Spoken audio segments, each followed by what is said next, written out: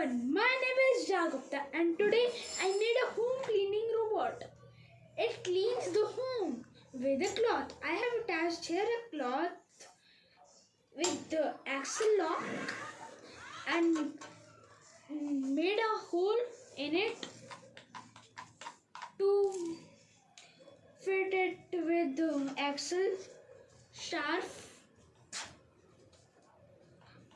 Okay, so it cleans the home and it is amazing project I have ever made.